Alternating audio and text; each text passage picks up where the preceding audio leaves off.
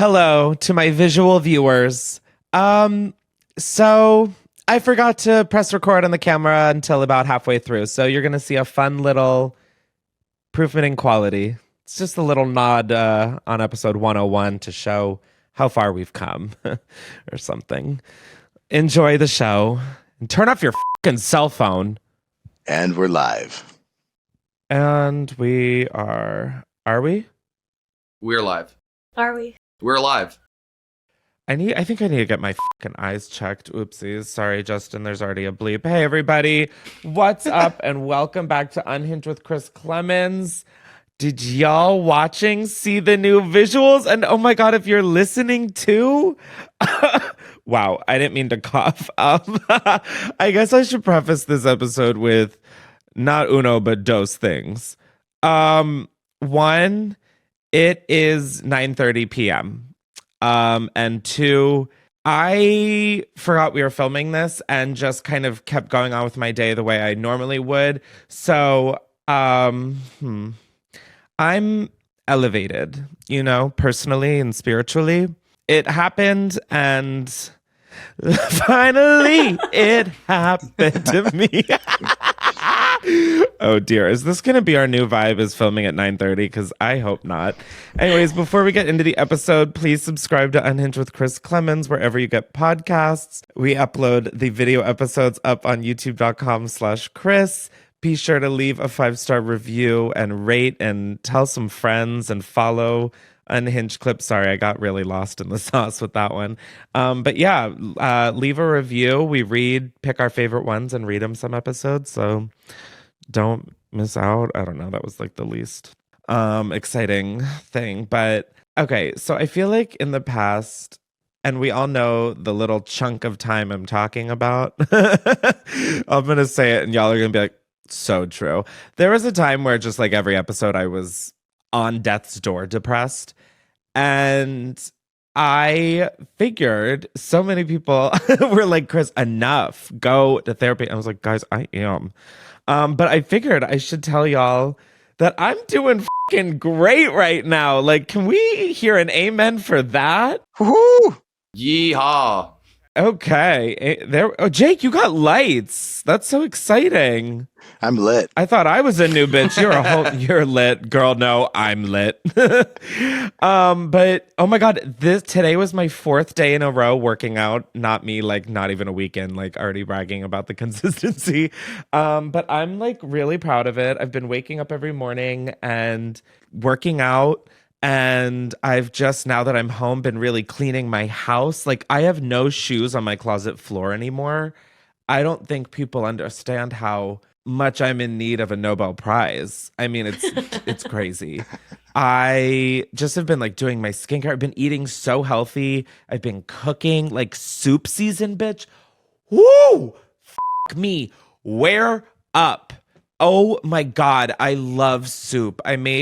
When I was a kid, we made this thing called Hamburger Soup. Well, I didn't make it. My mom did. And it was like, I just remember it being like, and it still is kind of outrageous to me. I just remember V8 juice being in it, but like, I guess if that makes sense because it's a bunch of vegetables.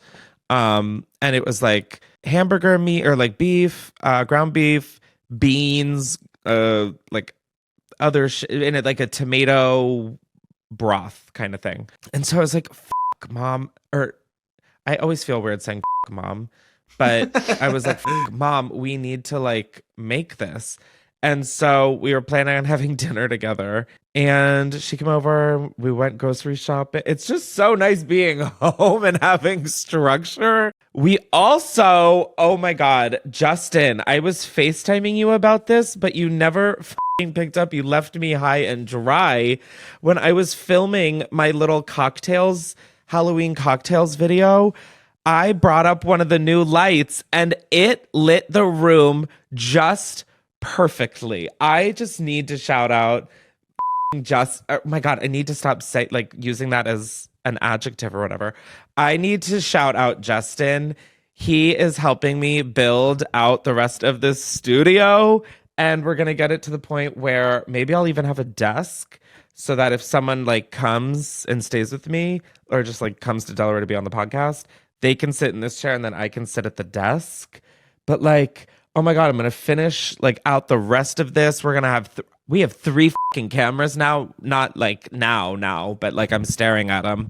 The lenses come tomorrow. Justin, this is all just so exciting. And Justin's been helping me. And we got these fucking $1,800 lights. I got 2 of them. Guys, this shit is not cheap. People are like, I'm so jealous of your job. And like, yeah, there's definitely perks, but like, yeah, I definitely have to pay for everything. It's really, but I'm so excited. So I used one of those lights in the cocktail video and I almost burst into tears with just how gorgeous it was. And Justin, I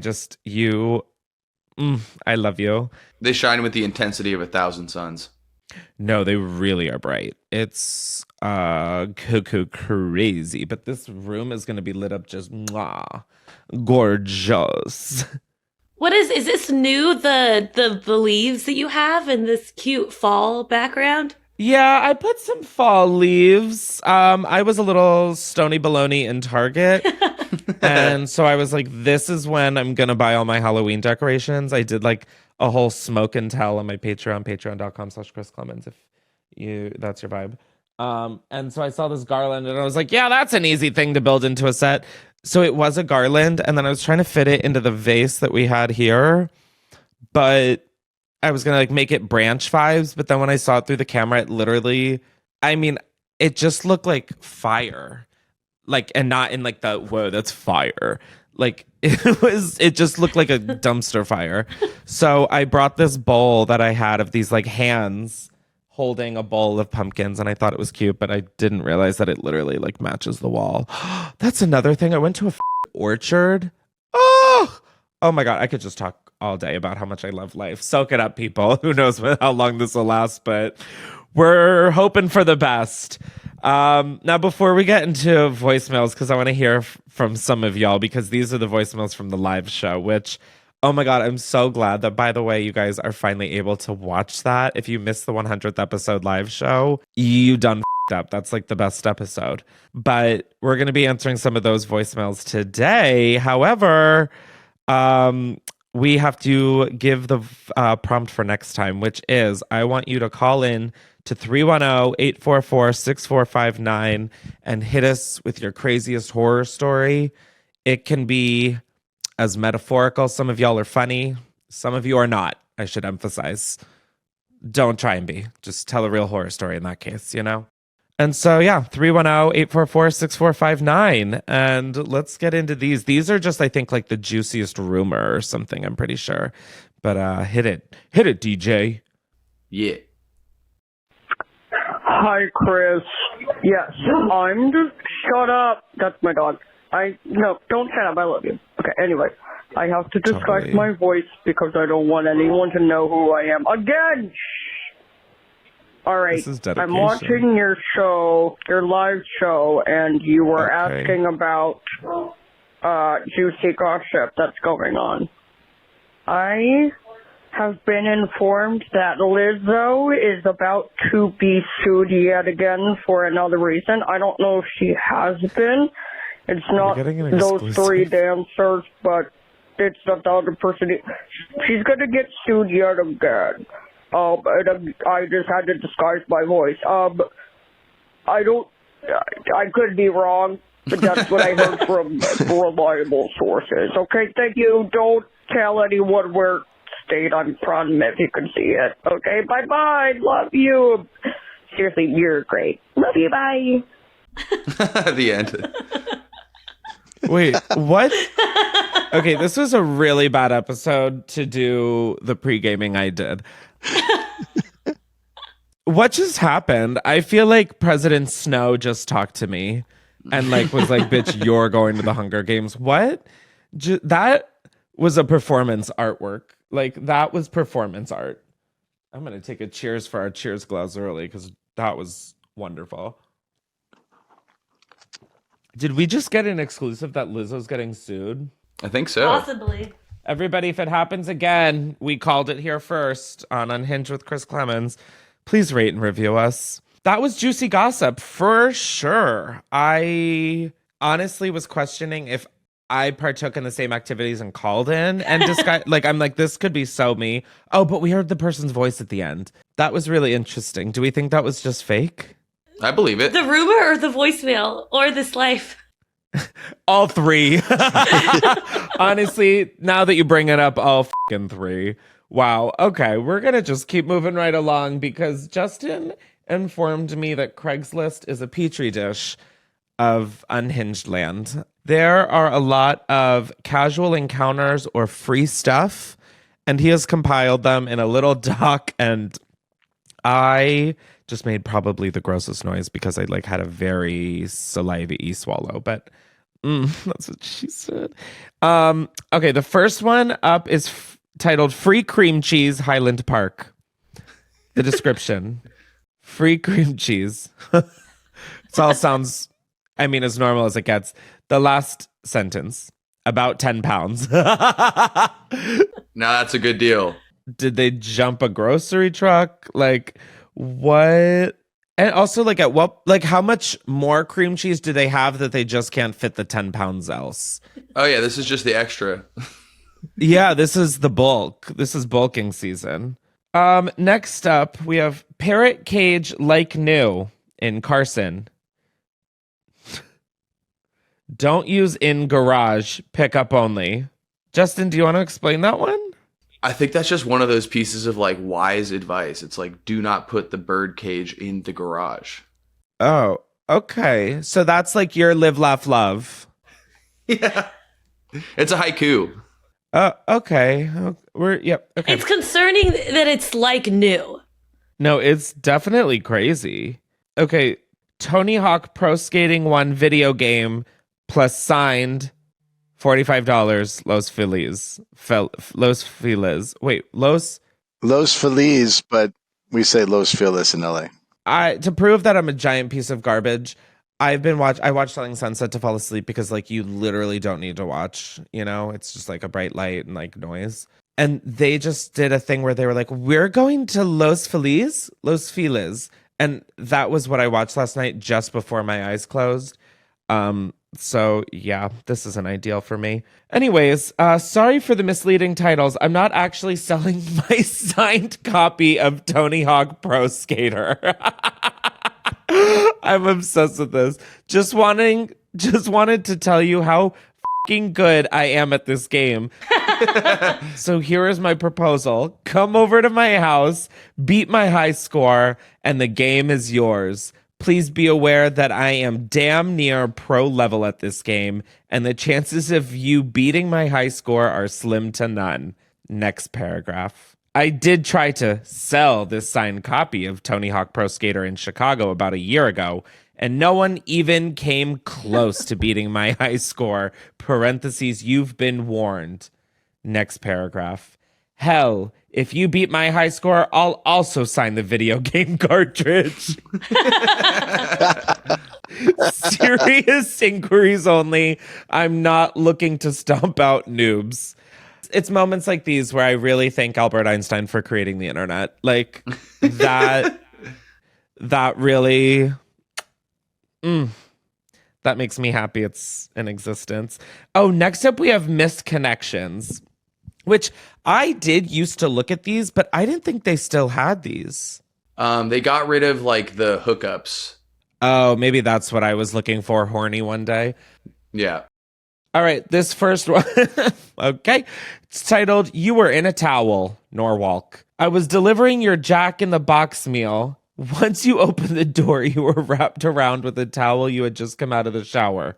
Wish you purposely dropped the towel or invited me in. So I'm gonna give this person a piece of advice. Just get it to, oh my God, I'm not recording. No, on the video camera. Oh my God, I'm not recording. Well, let's go fix that. Well, guys. Oh my God. Oh my God. I was about to give someone a piece of advice and I didn't hit record on my own damn camera. Wow, you guys are getting a very interesting shot off my MacBook, and I don't know what it is, but oh my God, that is mortifying. I was about to give this person a piece of advice and say get a Tumblr, but I need to get my life together. Jesus Christ. I got two Too full of myself at the beginning of this. Way too motherfucking full of myself. I am livid. Oh, I had so many good sound bites. Bitch, I'm pissed. Oh. That really burns. That really burns. Oh. Moving on. Looking for a woman's brown eye to film. Los Angeles. This is so Los Angeles, my God. The heart of entertainment. Oh, dear. Well, you know what? I feel like this little happy accident, to quote Bob Ross, was like on par with just the energy we're coming in with today. Anyways, just like the title says, nothing physical, I come over. You show me your brown eye. They keep saying brown-eye. I film it and leave. Age, race, and body type, not important. Interested? Send non-brown eye pic of yourself for details. Non-brown eye pic. What? The brown eye is a butthole. I was gonna ask, does this mean butt? Yeah. Oh, I totally misunderstood. Yeah, the brown eye is the heart of the butt. Oh, okay. Well, not all of us live in the gutter, Justin. I am the king of the gutter. Our gutter king. Okay, last one we have. Attention moms, La Cienega and 18th. I used to have a few moms bring me their wet diapers instead of tossing them out. I would love to start that up again. And just like that, we're done. Okay, Justin, I might have to start doing or Sam, we're going to need to get Justin a babysitter is I think what we're getting to. Let's hear from one of you guys. I have just heard too much, seen too much, read too much. What's up, Chris? I'm watching your 100th podcast live, whatever you did, fantastic. But you answered the biggest piece of drama that I'm sitting on, or gossip, rumor, whatever. The biggest piece of drama I'm sitting on right now is that I am getting ready to go to a party in which my ex is going to be at, and his friends. But his friend likes this girl, but this girl is talking to my ex. So to get back to my ex, I'm going to talk to the friend who likes the girl, and it's just one big triangle of the four of us just flirting with each other to avoid our exes. And it's great. Like this, my ex was talking to this girl while we were dating, and then and then this kid that I'm going to talk to tonight likes this girl and is jealous of my ex because my ex likes the girl, and then so I'm going to flirt with the guy to get back to my ex. So let me know if you understood that. Thank you very much. Have a great day. Love you all. Okay, and that was today's edition of Girl Math. I hate to inform you, speaking of math, that 4 people would make, in fact, a love square, not a love triangle, but I digress. Wow. That was like advanced girl math. That I didn't follow, but it sounds like a plan, and I love a plan. So did anybody understand that? Like, I really needed a whiteboard and an Adderall for that. Why don't they just become like a quadruple? Yeah, just make a thruple. But, oh, that's why I said quadruple. Okay, Latin is so fascinating. There's some angle of trying to make one of them jealous, though. That's why they can't all come together, because that defeats the purpose of the... Grow up and just suck each other off. I mean, for real. Yeah. Life's too short. Halloween's coming up. Speaking of coming, Halloween is coming up, and I don't have any costume ideas, and I get really stressed because 2 years ago I had a really stellar Halloween. And I just mean that, like, literally, little old me got 100,000 likes plus on every single costume. And that, to me, felt epic to be just perfectly shallow for a quick minute. But I don't know what to be this year. And here's the thing. I don't really want to be anything. Like, there's some Halloweens where I just love the vibes. And there's some Halloweens where I love to get dressed up. I really am just into the vibes this year. Like... I went to an orchard and bought pumpkins, and like they're just so gorgeous, and it wasn't like LA prices. Oh my God, I I was like, all of this for that? No, you're joking. Did I win a lottery?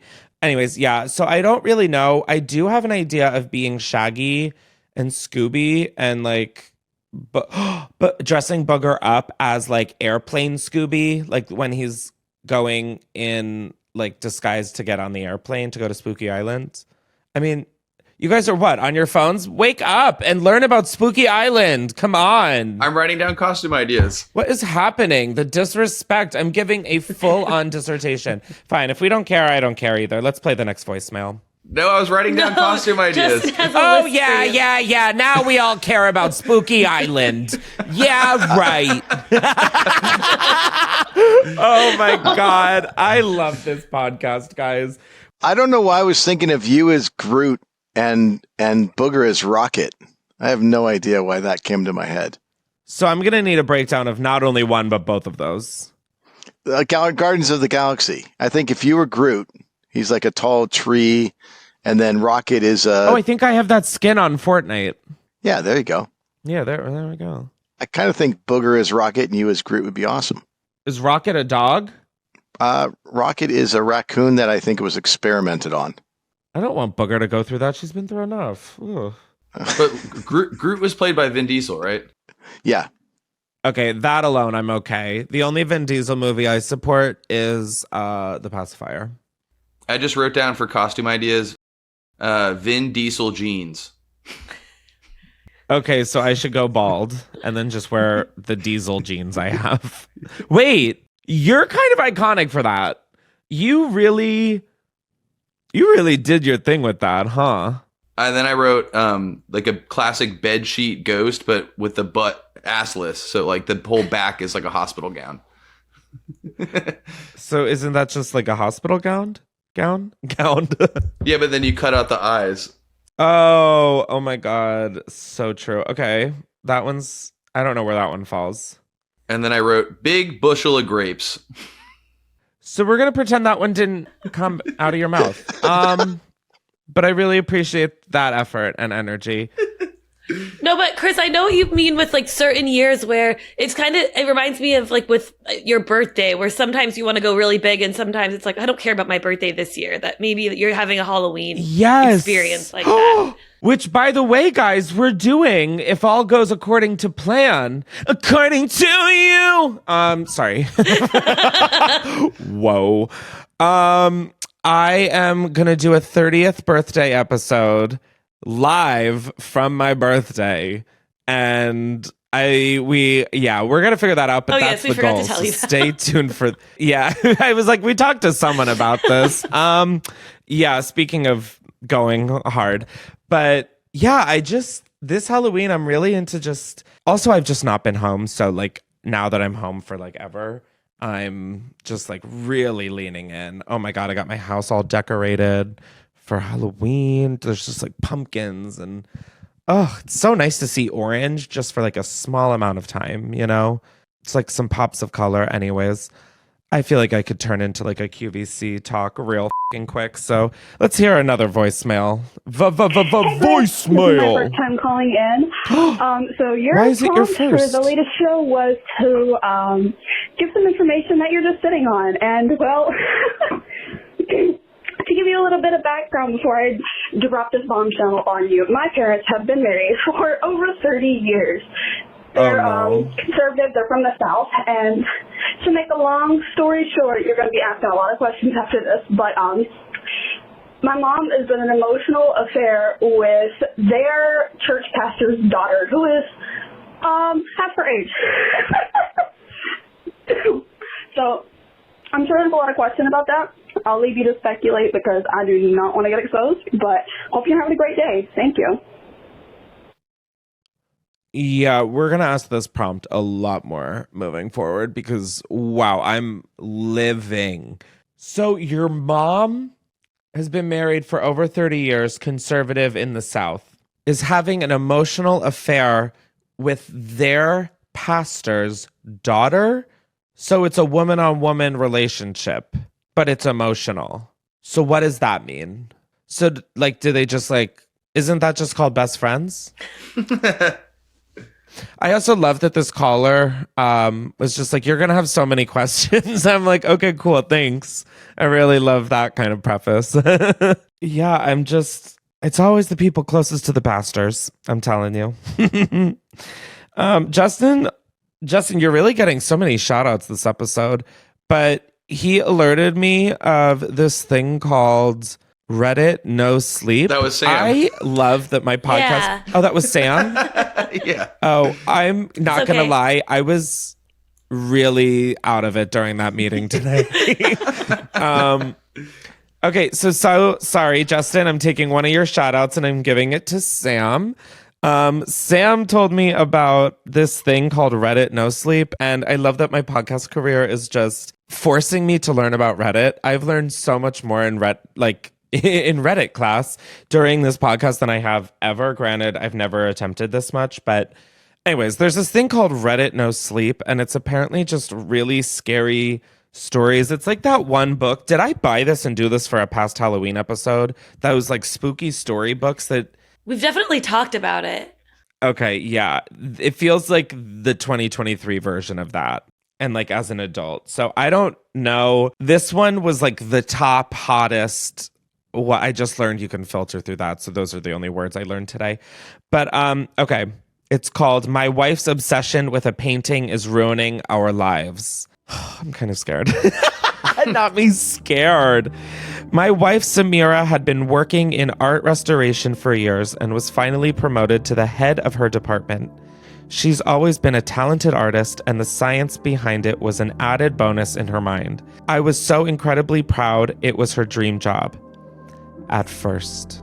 For that first year, she was ecstatic. Even when she worked 60 hours a week, even as she was restoring famous pieces of art or pieces so old that any mistake or misinterpretation would be quite literally destroying history, end quote. Her words, not mine. She was truly happy. During her career, we developed a tradition. I'd meet her at the museum for lunch, and she'd gush about her work. If she could safely take a picture, no flash, of course, she assured me, of what she was working on, she'd proudly show me. But a month ago, something changed. I first noticed it in eyes as we were eating dinner. She stared off into the distance, an unreadable expression on her face. She looked more exhausted than I'd seen her in a long time. So, what are you working on? I tried to break the silence. Usually, she volunteered the information freely and with excitement, but she had been quiet on this piece, almost avoidant. You may have heard of this one. Her face finally lit up. Blind portrait. I shook my head, asked if she could show me. For the first time, she told me no, but maybe I'd recognize it when she was done with it. You're going to love it when you see it, she replied slyly. It wasn't one of their pieces, she informed me. It was from another prestigious museum, and she was assisting with the restoration after their own team had tried but couldn't finish it. Not the way it deserved, she added. They'd failed. Okay, babe, calm down. The way she described the piece was with so much affection, I could see why she was pouring so many hours into it.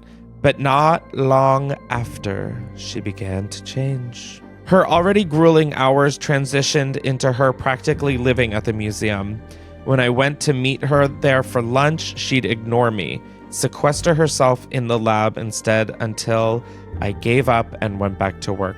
Days would pass without me seeing her, but in the instances I did, I could tell something was eating away at her. She looked exhausted. Her once beautiful hazel eyes had been the color of honey with flecks of green, blues, and browns. They were the first thing I'd noticed about her when I met her. They began to look duller and bloodshot, almost as if they were receding into her head. They were ringed with dark circles, and I could have sworn she was even losing hair over it. Over the next week, I must have asked her how she was doing 1,000 times because she seemed to always have panic written on her face, but she never answered. Eventually, she confided in me the source of her stress. They say I'm not moving fast enough. I'm not putting enough into it. It's never enough. She looked at me, her eyes red but tearless, as if she'd already been crying for hours and had nothing left. It needs to be ready. It needs to be seen. But I'm running out of supplies, she added after studying me for a long moment in a way that made me feel oddly uncomfortable. I was incredibly pissed off with her employer on her behalf. Samira has always been one of the hardest workers I've ever known. I'm not saying that because she's my wife either. She puts her all into every single piece of art she restores, and I'd never heard of them trying to rush her to that extent before. The next morning, I woke up covered in a series of small but deep cuts, the sheets dotted with dried, sticky blood, a small but clear bloody handprint on the bedroom door. Not long after, she brought it home, something I knew she was not allowed to do. I'd learned enough from her years on the job to know that depending on the medium, the pieces were only supposed to be exposed to certain kinds of lights, environments, and temperatures. She had always treated the art she worked on with so much love and respect, so when I saw her walking to our old and dirty shed with it clutched to her chest, wrapped in a filthy-looking sheet, I knew something was very wrong. The next afternoon, I got off work early. I'd hoped to have serious conversation with her that night. Figured I'd do some projects around the house while I planned out what I was going to say. I turned on the garage light and jumped. She was standing there in the dark, motionless, even though she said she'd been at work. "Babe, you feeling okay? Did you come home sick?" "Where's the saw?" She spoke as if she hadn't heard me, her voice strained almost like she'd been screaming for hours on end. If I hadn't seen her speak the words, I would have never guessed that sound could have ever come out of her mouth. I was surprised that my thoughts of some sort of intervention were forgotten. "Which one?" She stared down at her hand in silence for a long moment, flexed her fingers. "Circular," she rasped. "Do you want help?" She cradled the saw in her arms, turned and left without answering me. She was down there all day and I could hear the blade whirring as it struggled to cut through some hard material, even from the house. She finally made an appearance at dinner that evening, but she was pale and walked in swaying steps, her right hand bundled in thick bandages. I felt sick and guilty at the sight of blood straining through it. She refused to let me see her injury and screamed violently at me when I told her we need to go to the ER. Okay, this is way longer than I thought. That's longer than Drake's poetry book. That's... I'm like, I don't think I'm this invested. Like, okay, speed up the plot. Like, the painting's haunting her. I'm not one to meddle in her work life, but I'd reached my breaking point. I decided I needed to talk to her boss, Leslie. She and Samira had worked together for so long that we knew her pretty well. We even had dinner with her and her family a few times. So I drove up to the museum and I asked for her. I wasn't sure what I expected when I went up there. A heated argument? A confrontation? But the moment she saw me, she pulled me into an awkward hug. "Alan, I'm so sorry. We had to suspend her. How is she? We were hoping she'd get some help." The confusion I felt must have been written on my face because her expression changed to match my own. "She didn't tell you?" I just shook my head dumbly, thoroughly thrown off by the chain of events. "Samira, she spent every moment working on that horrible painting. We're not even sure where it came from. It isn't one of ours. She said it was from some other museum that you were helping out." I attempted to pronounce it a few times before giving up. She frowned. "No, we aren't partnered with anyone right now. We've got too much of our own work to take on anyone else's. That's why we had to put her on leave. Yes, she was neglecting her work here, but it was the effect that it had on her that worried us. That piece, it was disgusting. I don't say this often, but that wasn't art. Art? Well, art has a soul. Something to give you. That piece had nothing to give. It only wanted to take. Suddenly, I'm invested." I drove home, angry and dumbfounded that my normally honest to a fault wife had been lying to me for weeks. I called out gently for Samira, but she wasn't in the house. I approached our storage shed turned workshop to check on her, but she wasn't there either. I approached the painting. She had made no effort to hide what she was doing. It was like she didn't even think it was wrong. Where do I even begin? The painting itself was an atrocity. I'd looked up blind portrait since she refused to show me. After her concerning behavior, I felt I needed to know what it was that she was working on. I didn't find any one specific piece with that name. Instead, that a blind portrait was exactly what it sounded like. One drawn without the artist looking, maybe as a creative exercise or to practice fundamentals. But no. The painting my wife was working on was immaculate. Someone had clearly crafted it with their full vision and attention. It was exquisitely drawn to the smallest of details. I'm no expert, but the smoothness, the way colors were blended, the detail of the clothing and hair against a backdrop of swirling reds, it was captivating. I'm no expert, but felt like it would have been a masterpiece if it hadn't been so goddamn disturbing. The subject, a woman, was beautiful, or rather she would have been. if the flesh above her exposed teeth wasn't torn in such a way that it almost resembled a playful curling of the upper lip. The teeth, the top row since the bottom jaw was gone, a stark white against the background that were so detailed, so realistic, roots and all, that they looked like I could reach out and touch them.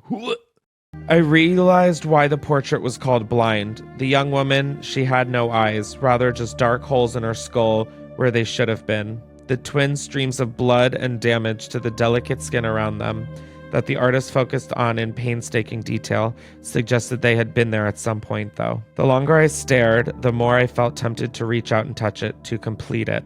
I felt myself striding towards it, clawing at my skin, reaching for my eyes.